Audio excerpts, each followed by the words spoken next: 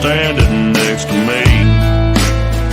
So praise the Lord and pass the ammo. Stars, stripes, and camo. There's a price to be paid to stay free. Pass me the ammo, ain't afraid to fight. Pass me the ammo, ain't afraid to cry. Pass me the ammo, ain't afraid to die. I do it for my family and do it for my pride. Pass me the ammo, ain't afraid to fight. Pass me the ammo, ain't afraid to cry. Pass me the ammo, ain't afraid to die. I do it for my family and do it for my pride. Laid up in this bunker, rosary on my neck. I do this for my family and the colors I respect. Ain't forgotten that those cowards took the towers down. You can bet I ain't gonna hesitate to put them in the ground. Clutching on my rifle, ammo by my side. Clutching on my Bible, I do it for my pride. I'm trained to be fearless, I fear the unknown. Give my love to my family and I'll see them when I'm home. Pass me the ammo, ain't afraid to fight. Pass me the ammo, ain't afraid to cry. Pass me the ammo, ain't afraid to die. I do it for my family and do it for my pride. Pass me the ammo, ain't afraid to fight. Pass me the ammo, ain't afraid to cry. Pass me the ammo, ain't afraid to die. I do it for my family and do it for my pride. Proud of my country, it's the land of the free. Your enemies, my enemies, together we bleed. Your sister, your brother, your cousin, whatever. Your family's my family in the trenches together. Pistol by my side with my rosary beads. Bible by my ammo, man, I hope he's watching me. Overseas, overnight, if I die, I know it's right. Freedom ain't free, pass the ammo, let's ride.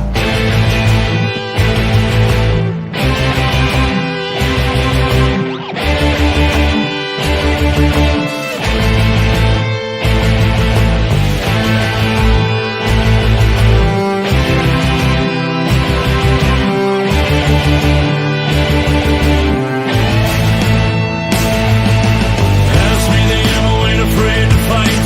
Pass me the ammo, ain't afraid to cry. Pass me the ammo, ain't afraid to die. I do it for my family and do it for my pride. Pass me the ammo, ain't afraid to fight. Pass me the ammo, ain't afraid to cry. Pass me the ammo, ain't afraid to die. I do it for my family and do it for my pride.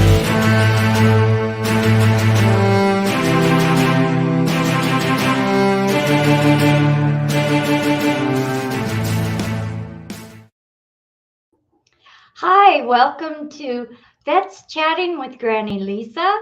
And I am so excited, even though I'm early this morning, I have a special guest with me.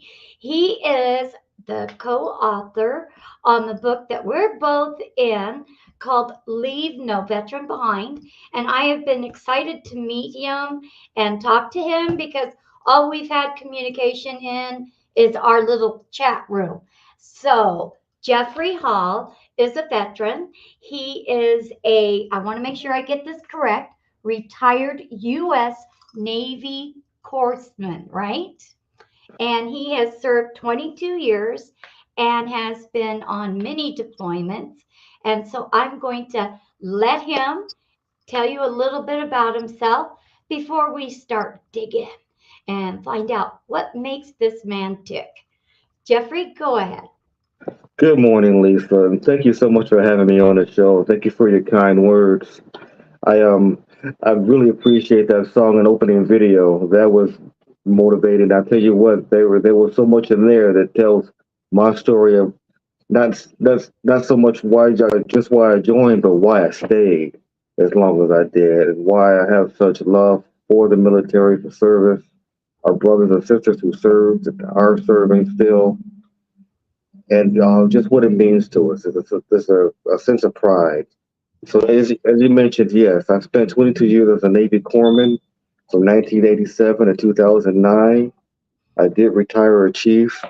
The road of corpsman, that journey in itself it was unique. It was incredibly unique. The Army and the Air Force, they have medics. The Navy Okay. has corpsmen.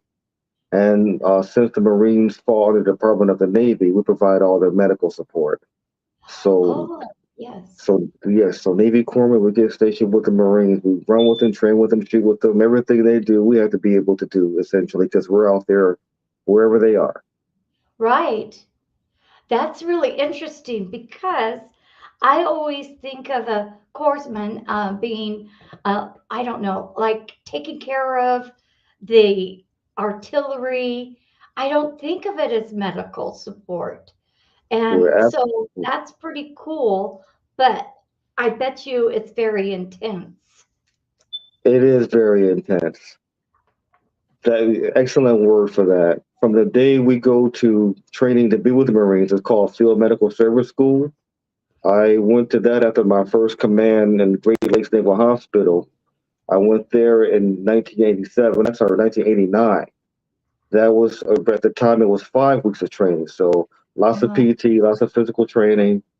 They teach you basically field medicine, how to improvise and make do with whatever you have. Because you rarely do you have everything you need when you're out there. You're going to fall short of something, especially right. when you have so many people to care for, and you can only carry so much weight.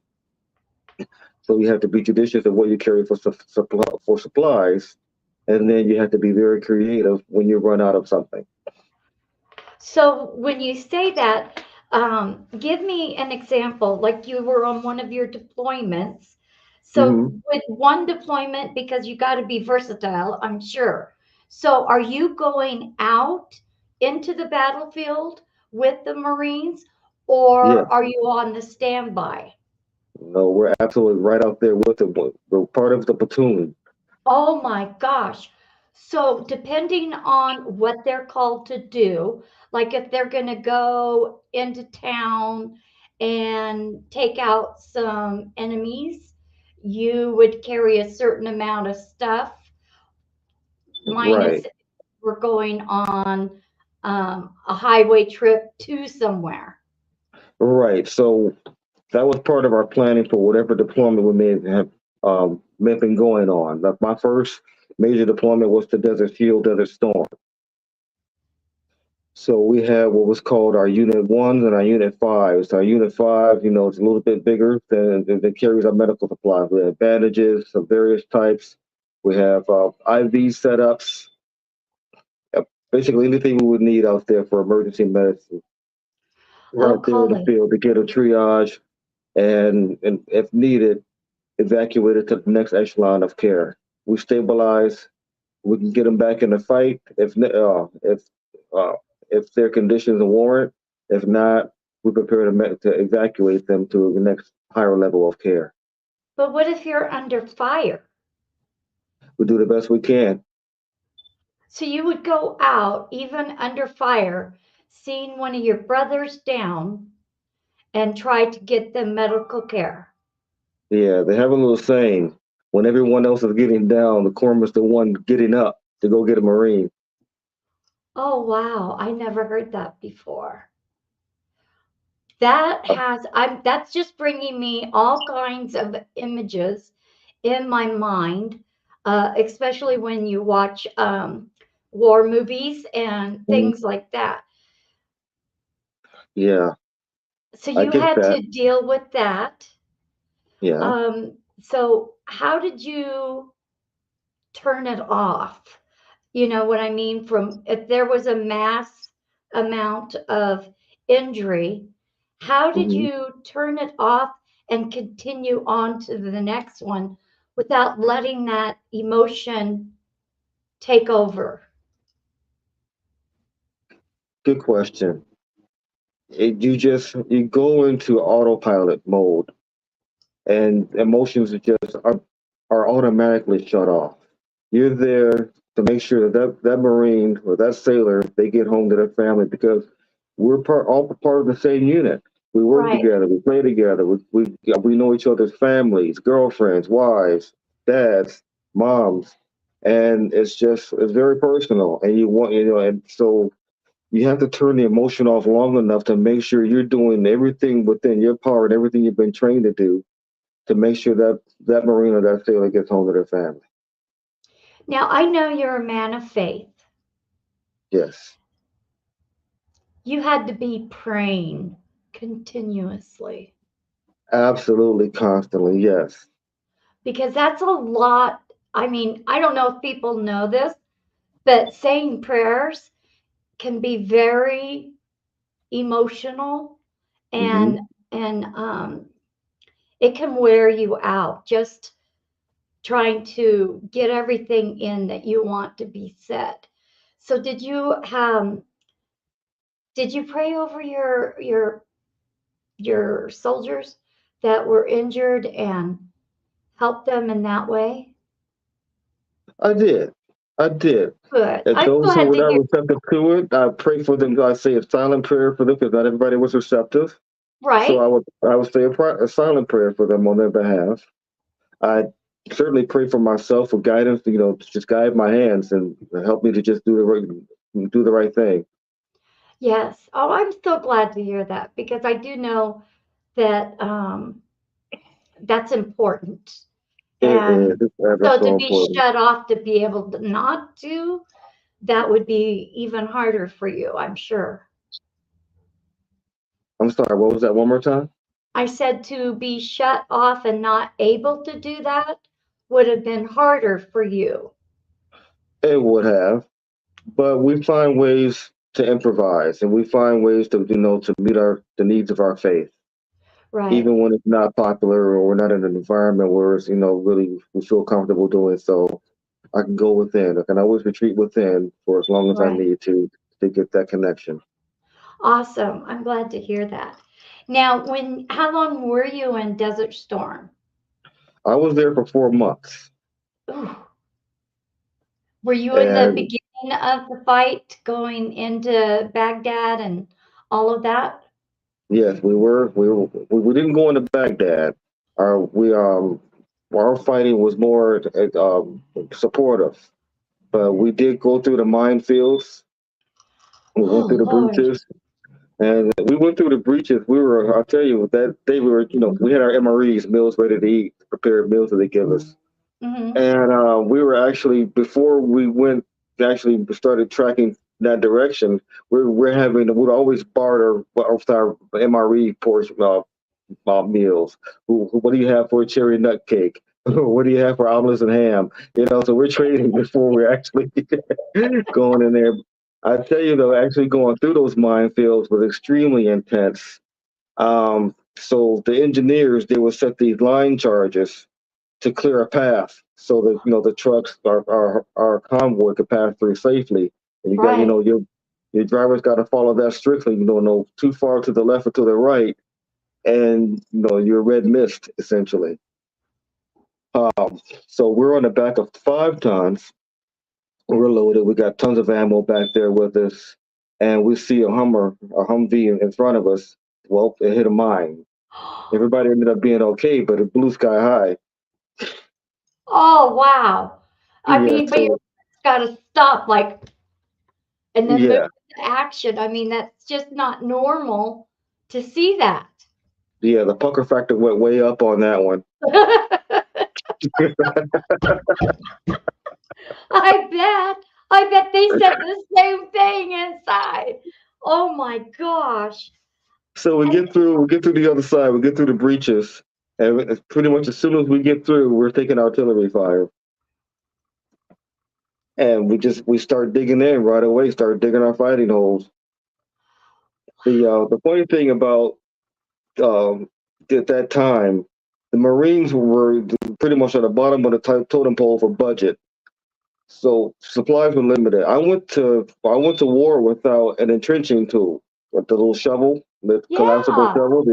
Yeah. So my first holes in the desert, I dug with my hands and my helmet. Oh Lord. Yes. Talk about improvising, adapting, and overcoming. Oh Lord, that's got to be, and especially under fire, man. That's like, whoa, you're supposed to have your helmet on. Yeah, Oh, you got to figure it out. yeah, and you can't like holler for the next one, pass it over, you know? Yeah, yeah. Oh my gosh. I'm sure you guys, after each encounter, had to find something funny just to counteract what you just experienced. Did you have that? Absolutely. So We you could, did. We did. We had a number of ways to just decompress and and just kind of, I won't say make light of it, but to just get through. Right. to process whatever we just went through, or to just forget about it in some way. So we had no shortage of jokes. Well, we kind of we call it back in the on the block. We call it playing the dozens. We just talk trash about each other. Uh-huh. Uh-huh. Did you see Hall over there digging with his helmet? Yeah, we play Didn't know he cards. could move so fast. Oh goodness, yeah, Oh my goodness. no Now, doubt. with you being a corpsman, was it also your job to watch out for their mental health if you noticed certain things that were going on? Yeah, the interesting thing about being a corpsman is that we assume so many roles. Mm-hmm. We're caregivers in so many ways. Um, so I we're kind of the adult supervision. Right? Marine. And so the scariest thing for Marine for a corpsman is a bored Marine, because when Marines get bored, they start doing things, playing dangerous games that hurt themselves or another person. So They don't eat crayons for nothing, right? I Don't love be them. I mad love them. I at me, love them. Marines. I love you. Yeah. So when that would start happening, because that's way those are kind of signs that they're coping mechanisms for what they're dealing with. So when I see signs like that, I just re-engage them in a different direction. I hold a first aid class. All right, we're going to learn how to do IVs today. We're going to learn self-aid, buddy aid. We're going to learn how to apply a tourniquet, and just whatever to distract them and get their mind Right. off of whatever it is. Of course, there are those one-on-ones when somebody was really going through something, and we just have to pull them aside, and I had to pull them aside. We just have a talk, just connect. Right. Now, with your next duty station, where did you go? At the Desert Storm, I went to Bethesda, Maryland. You It got a was when it was break? yeah. So yeah, I spent 2 years. My first 2 years assigned to the Marines. That was Sixth Marine Division in Camp Lejeune, North Carolina. I, my next duty station after that was Bethesda, when it was a naval hospital. Uh-huh. And now it's Walter Reed Army Medical Center. But I was stationed at the Naval Medical Research Institute there. It was right behind Right. the hospital. That was interesting duty. So I worked with scientists, call them investigators, on a number of different projects. Wound repair and enhancement. There was we had the hyperbaric chamber there, the dive chamber. We was right across the street from the National Institutes of Health. So whenever it was to duty, we'd go over there and check their temperatures for their freezers and cryos as well. It was really an interesting experience. It sounds like it. And Yeah, you weren't a guinea pig, were you? I was not. No, I was Okay. not. N- n- No, they were the work they did there was they worked on HIV. They did HIV studies. They Oh, did studies, and different communicable diseases. They yes. didn't experiment on people, but they did house animals that they did some research on. In all Right. honesty, and if there was a point in my tenure there where I helped with in those areas with the animals where they housed the rhesus and aotus monkeys and some of the other animals they had. Right. That sounds like it was trying to come up with cures. And so Yeah, that's something that's actually very honorable. And so thank you for doing that. I appreciate that. And I just, because I was not in during the time of war, I find it interesting in several ways. One, on the spiritual side, mm, and two, on the emotional side, and then the aftermath. So when you came home, you were thrust into office, air conditioning, bathroom just down the hallway. You weren't muddy, dirty. You were able to shower every day, but you knew that the men that you left behind were probably still doing the things that you had shared with them. How did you adjust to knowing that, or did it matter? Or, I mean, I'm a nosy granny, That's and okay. anything that you don't feel like you want to share, please, you're not going to hurt my Yeah. feelings. You don't have to. No, it absolutely mattered. It absolutely mattered on a number of levels.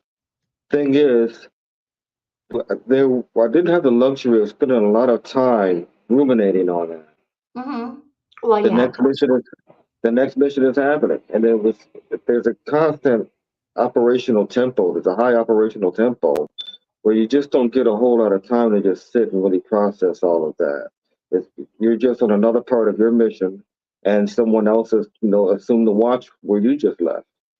right. That makes sense. Yeah. So, do you keep in touch with them? Do you still have some bonds? I do still have some bots. I And do. how are they doing? Do you still take that role of checking on them, making sure they're okay?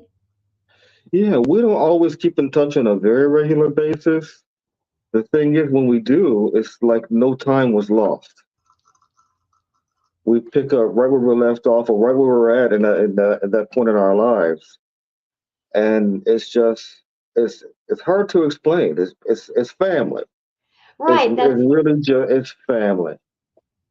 I was going to say, it's almost like you, with somebody that you have a true connection with, when you see them, it's like no time has been separated from, you know. Exactly. You don't say, It- oh, it's been ages. You're like, hey, did you know? yeah, let me catch you up. Here's what you Yeah. missed.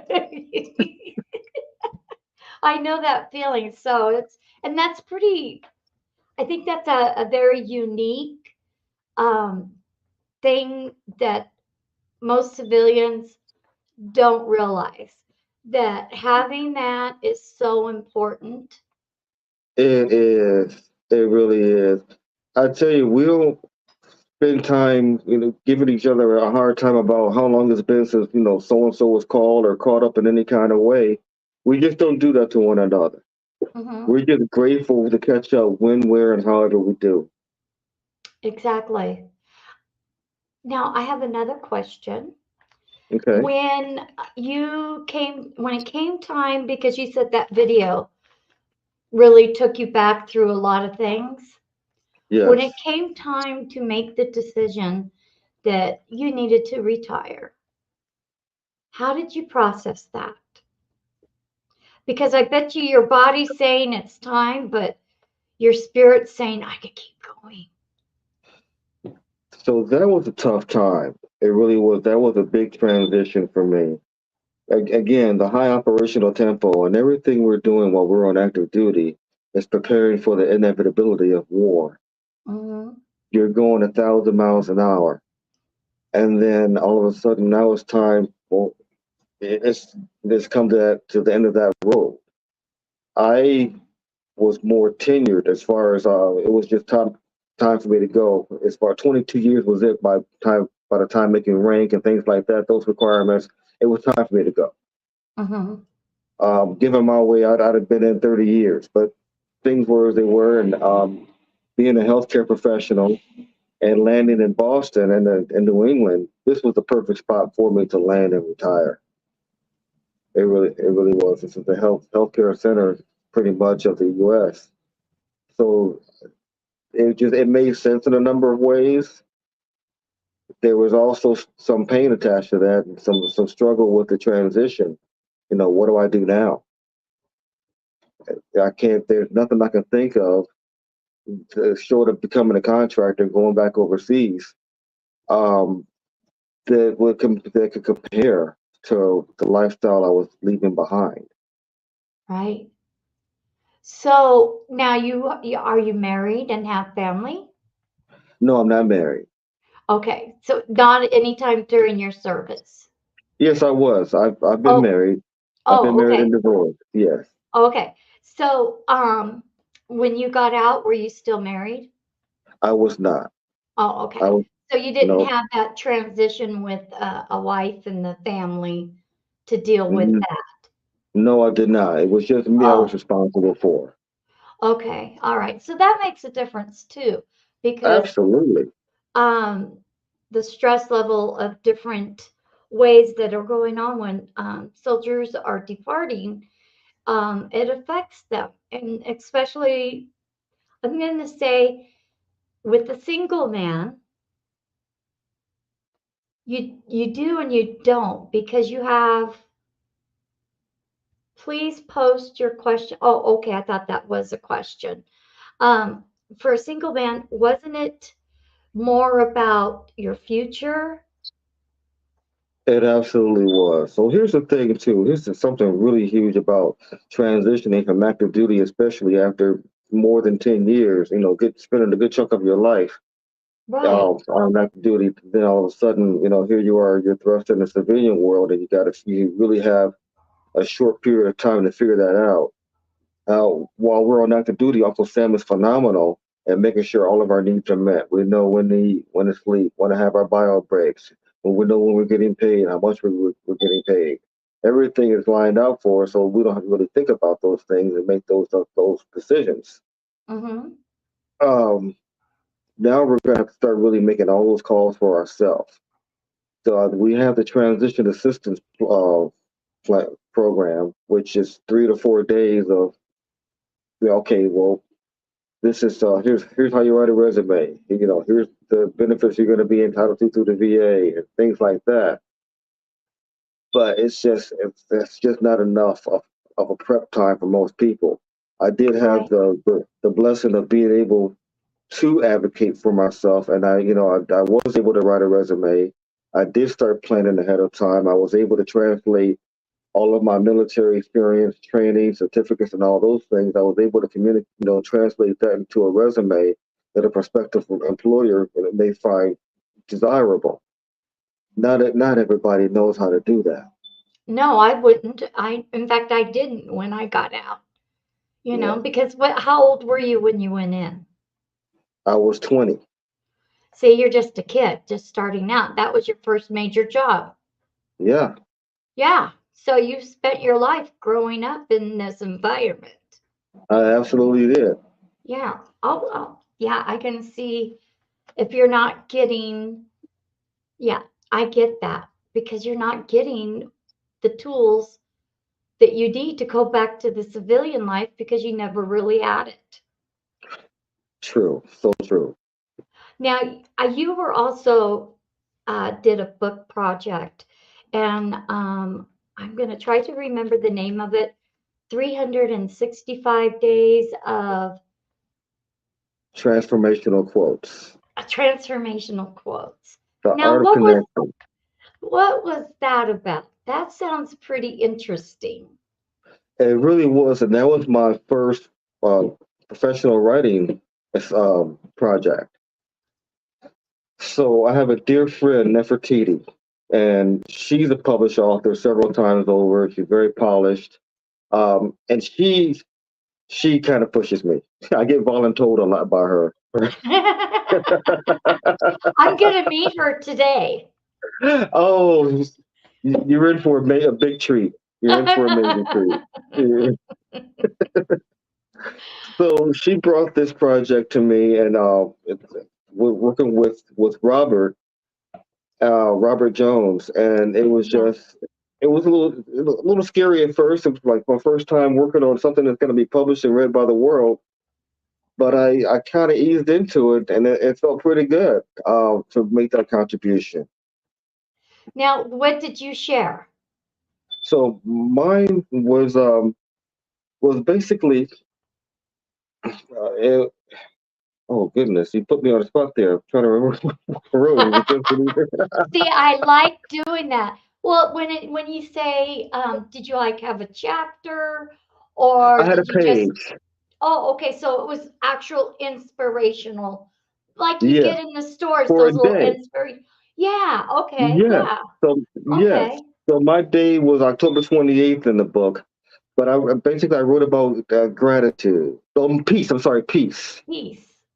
And my peace is non-negotiable. My peace, the fact that I embrace it and I make it non-negotiable, and I'm intentional with that before I even walk out the door in the morning. It gets me through not just the day, but it helps me to process and with the people that I may encounter, helps me prepare and kind of armor up and be prepared to give. Is Giving is not always tangible. Sometimes just a kind word, sometimes a compliment, sometimes just a smile at someone who may have forgotten how to smile that day. Yeah, I can see that. So when I'm grounded in my peace, I'm able to share that with others.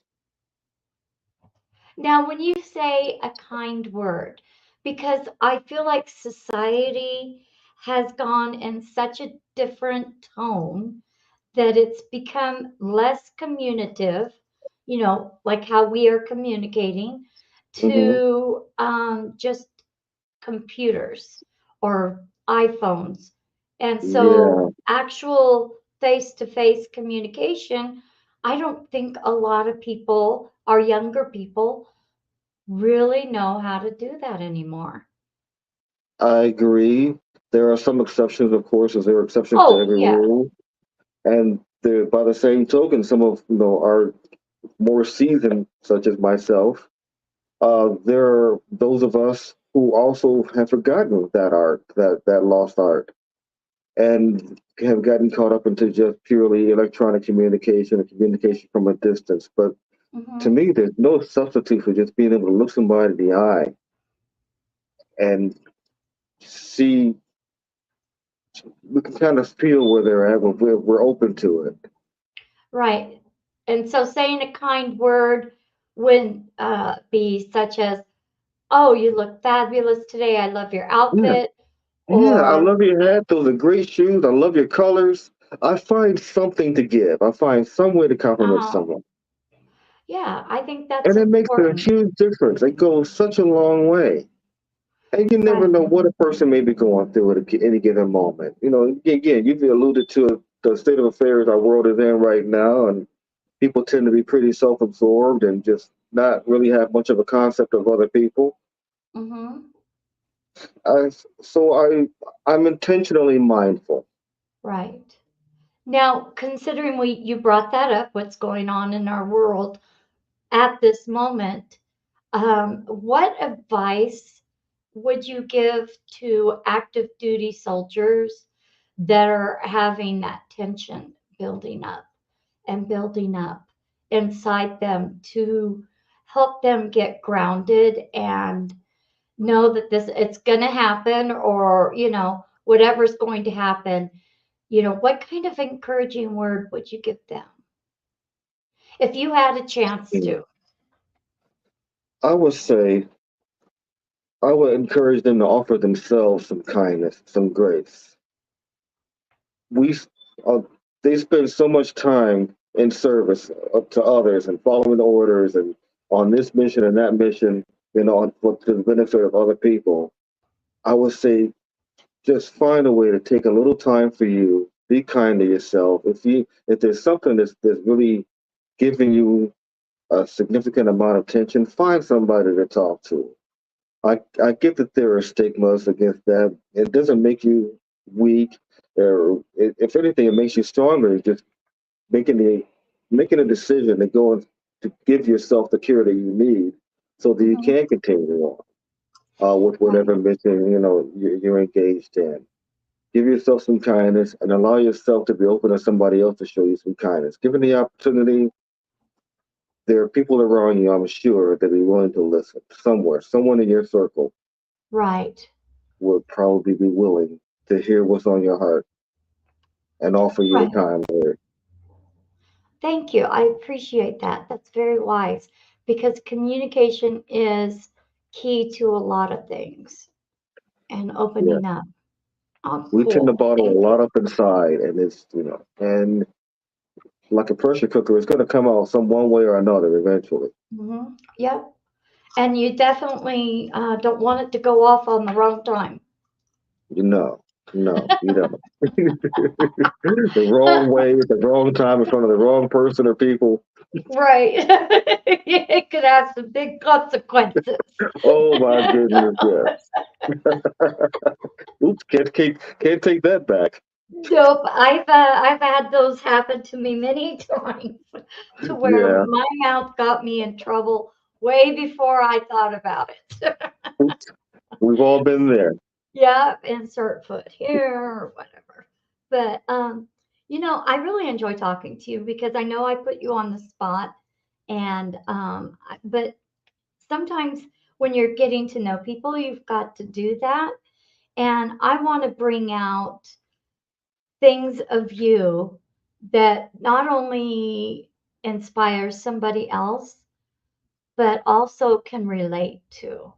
Mm. You find that person in active duty that was kind of like your mentor, that you could aspire to achieve something that they were that you wanted in your life?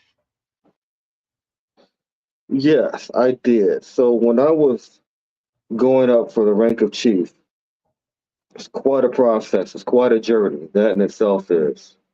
I had some seasoned Navy chiefs who'd already walked that walk, and they were kind enough, generous enough to share with me how they got there. And these weren't just principles that just helped me get reach another pay grade. Uh, the rank of chief, it bears so much responsibility. It's such a huge thing, and it was just I still carry much of that with me today. Those principles, those such as leadership from the front, you know, they they've they've made a huge impact in my life, and these are things that I'm still able to share with others. Do you do that now professionally? I mean, I don't know what you do for work. I didn't ask. So how do you apply that now?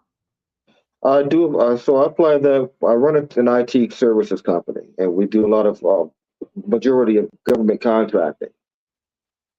I also am a score. Have you heard of Score? Score is it's a business mentor.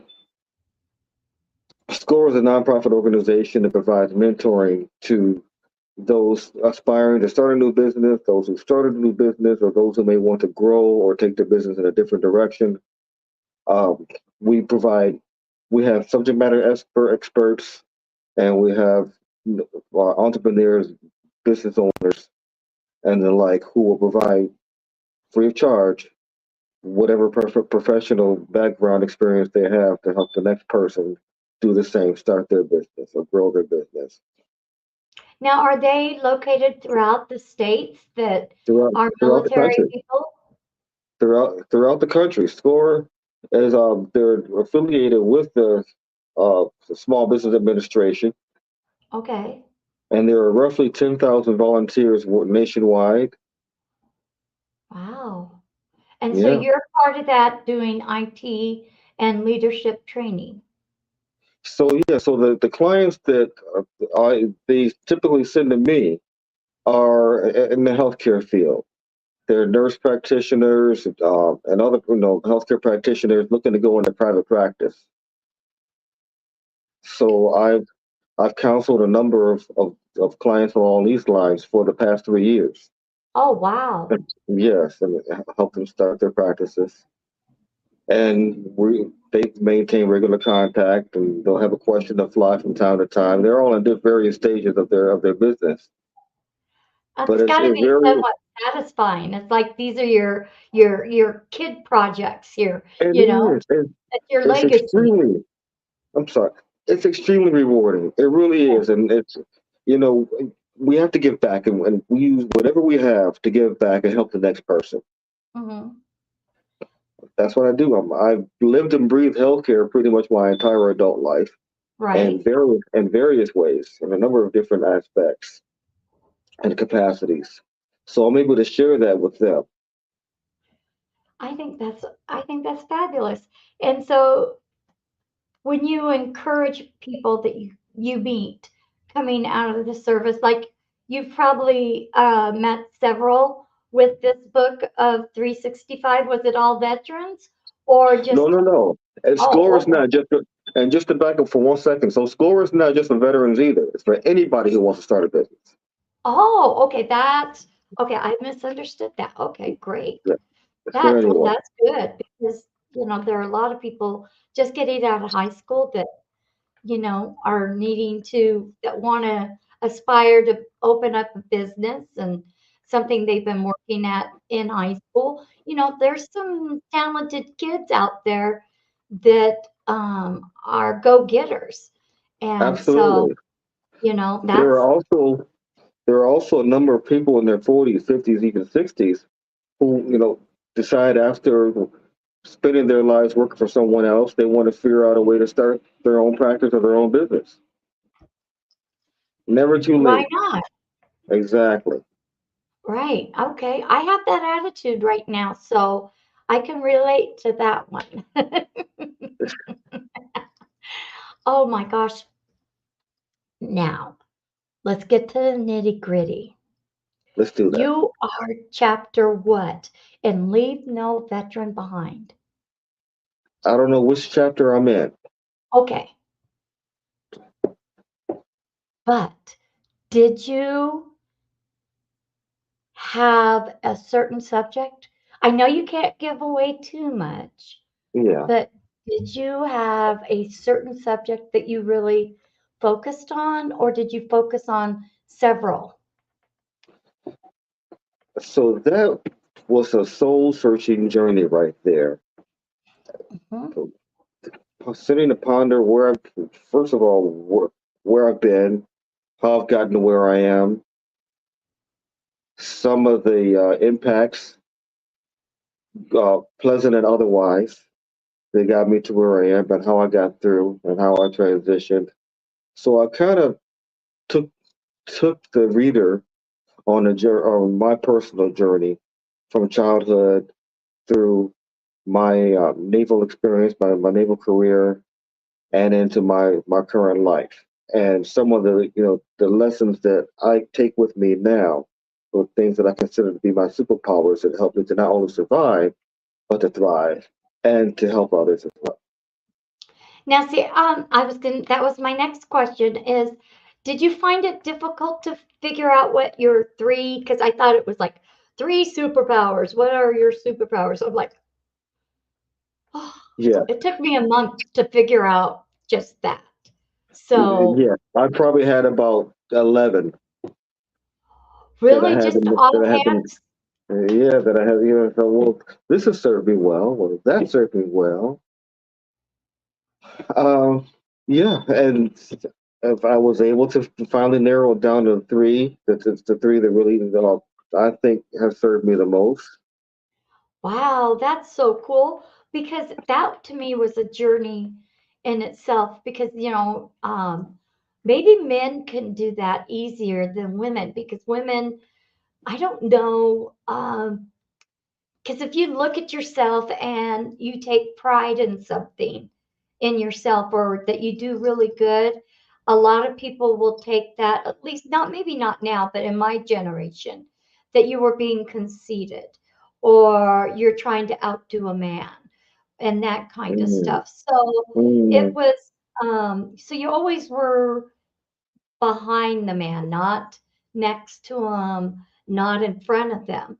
So it was really difficult to think in the terms of, well, motherhood was always my superpower, but that really doesn't apply right now.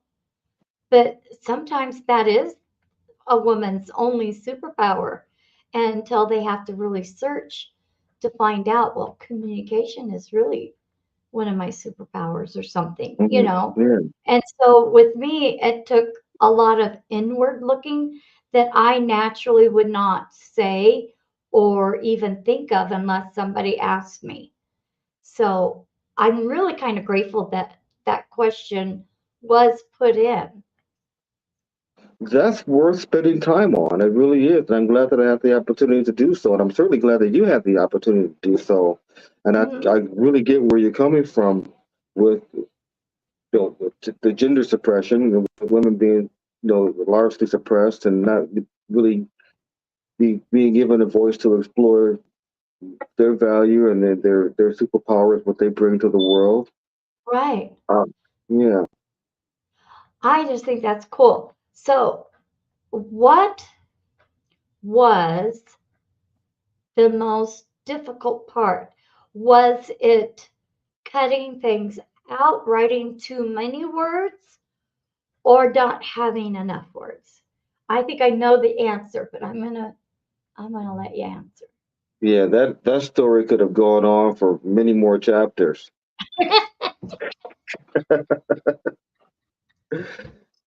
So yeah, Oh, I guess limiting it yeah, will be the biggest challenge.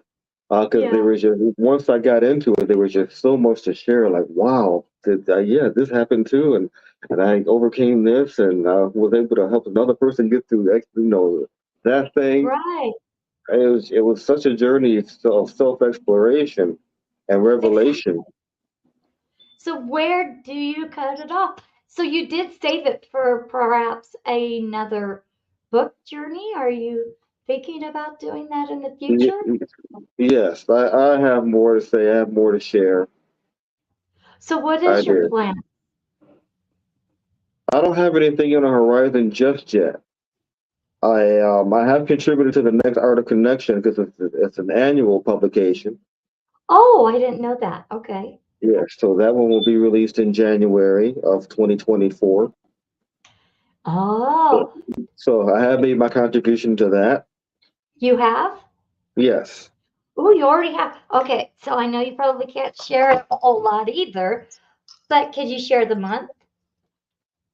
No, that hasn't been released yet. That hasn't been determined yet. Oh, I don't know okay. what month. Okay. Can you say what kind, like you had peace before? So the theme of the book is gratitude. Oh, that's why you said gratitude before. Yeah. Okay. Yeah. All So right. for 2023, the theme was transformational quotes, Uh-huh. and for 2024 is gratitude. Oh, Quotes cool. quotes of That's gratitude. okay.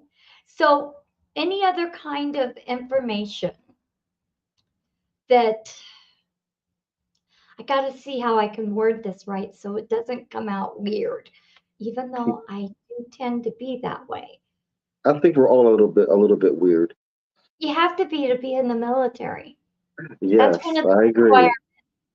Um, when you wrote Leave No Veteran Behind, we already discussed the fact that it was kind of like you were leaving a legacy of hope, guidance.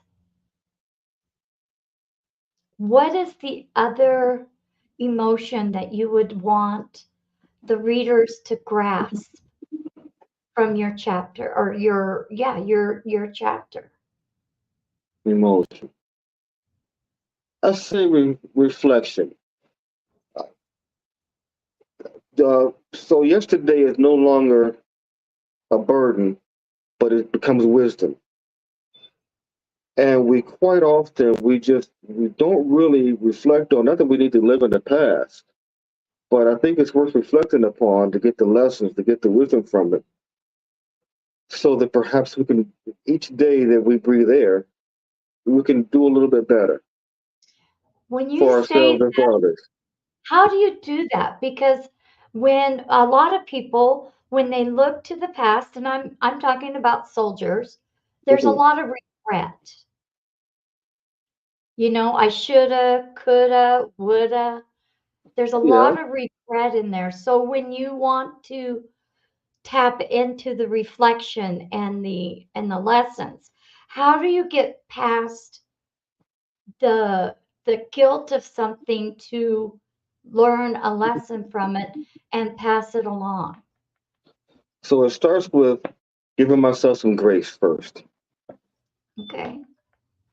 What's done is done. I replaced didn't, coulda. I'm sorry, coulda, shoulda, and woulda with did, didn't, and doing.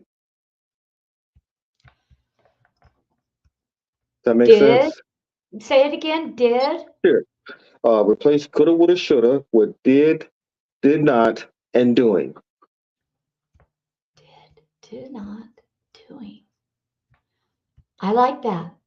I did XYZ or I didn't do XYZ. This is what I'm doing now. Taking the lessons and moving forward. And that alleviates the guilt.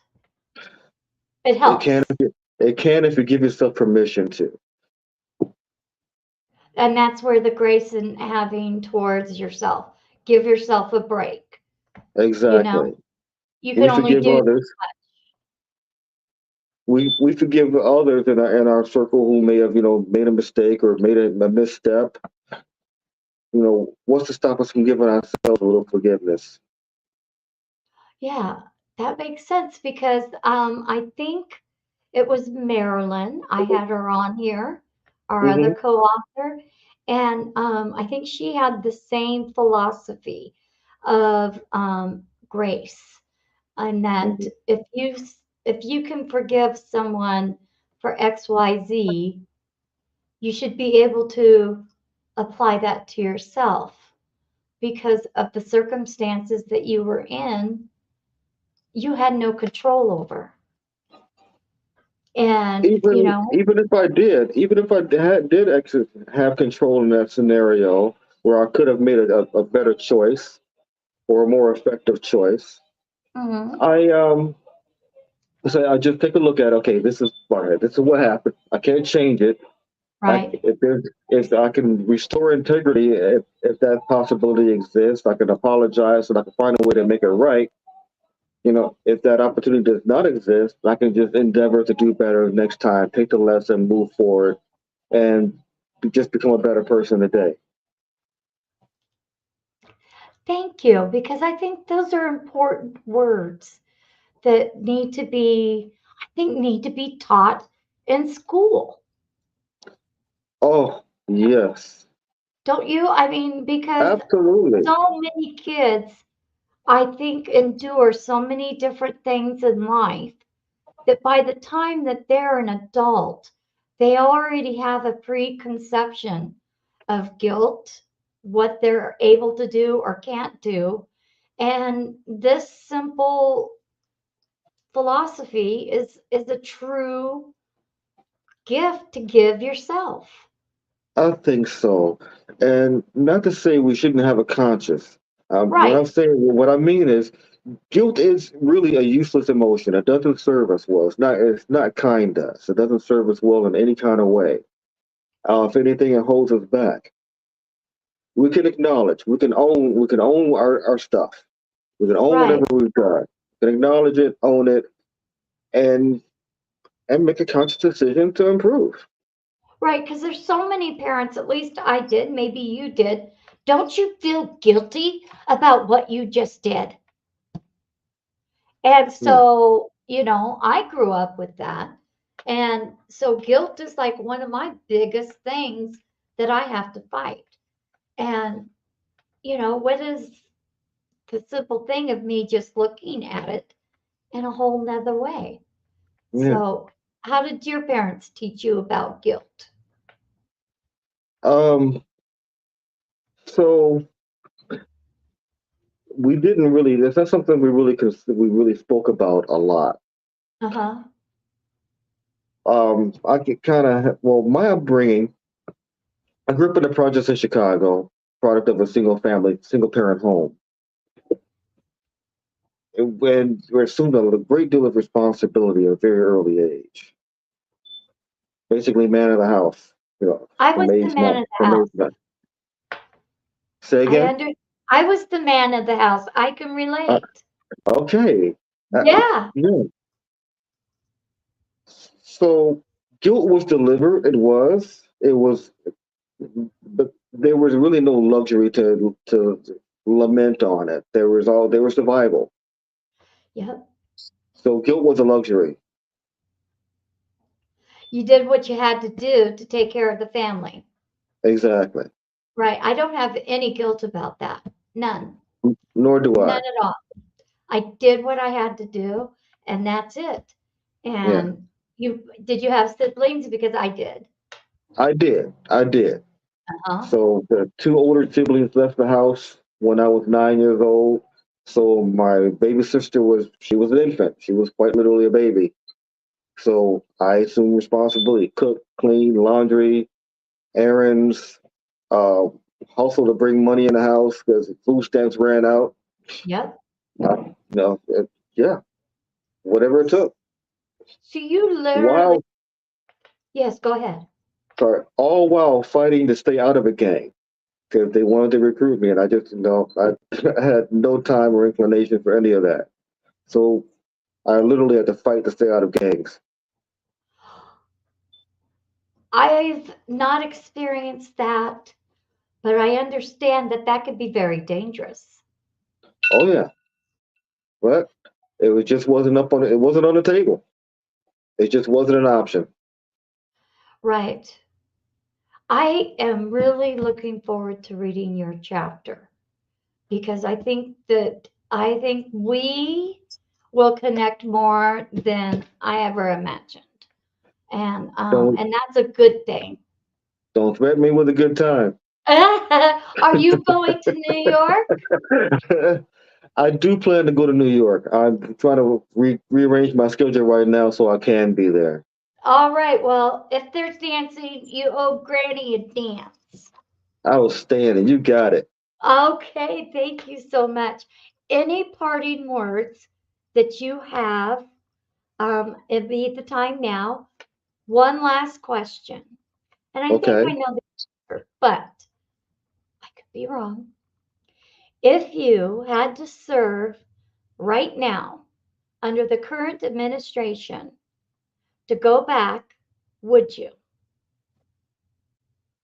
Yes. I've served under five presidents. So those From don't matter to you. It's that the, doesn't matter. No, what matters to me is my country, what I fought for. mhm. Doesn't matter who's in office. See, I thought that was going to be your answer. I did. I thank you. And thank you so much for coming. I know it kind of might have been a little wobbly in the beginning, but that happens. Yep, And and it roll with worked it. out. Yeah. And I appreciate your service of 22 years. And I appreciate that you're continuing to serve the community and your fellow veterans. And I look forward to meeting you in December. Thank you. I appreciate you, your service, all that you do, have done, and continue to do in the service of others. And I absolutely look forward to meeting you in person. Great. Any last words? Yeah. And, we've spoken about the current affairs, the current state of our world, our country. And if ever there was a need for kindness and considering another person, this is it. If we can just dig a little deeper, even when we don't feel like it, especially when we don't feel like it, if we just find a way to dig a little deeper and just consider our fellow person, our fellow human. My intention is with every soul that I encounter, I got to leave you better than I found you. In some way, I got to leave you better than I found you. And I want to spread that. I want to leave people with that. Well, you know who you need to definitely connect with? Who's Marilyn. that? He has the same concepts that you do. And this is what's so fun about podcasts because you get to do connections and Yes. uh, you got to meet Marilyn too because you're going to connect with her. I Awesome. look forward to it. Yes. Always remember sharing is caring. And if you are feeling out of whack, suicidal, do something about it. Remember to speak up, go somewhere, talk to someone, call a buddy, go to the hospital. I don't care because you have a purpose. There is a purpose. You may not think it or feel it, but it's there. I love you. And if you don't feel like nobody does, if you're all alone, I truly do love you because you know what? You're my brother. You're my sister even if we didn't serve together, we were in something great. And it may have been hard, it may have been difficult to do the things that you had to do, and you may have issues because of it. That doesn't take away the fact that you have a purpose and that you're very much lovable. You're very much needed. I need you. You may not think so, but I do. And if you get in contact with me, I'll tell you how much I need you and what you can do and help you find your purpose. So stop, think, and call. The suicide hotline is 988. And again, thank you so much for joining us. Thank you, Jeffrey. I appreciate it. Bye Thank bye. you. Bye for Peggy, now. take us away.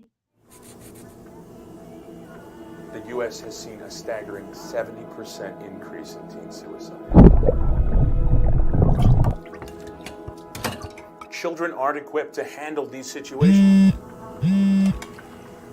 There are so many resources for both teens and parents.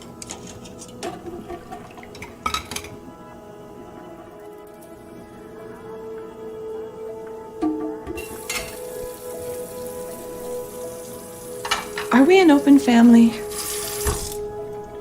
Yeah. I think we are. Is everything okay? Yeah. I'm fine.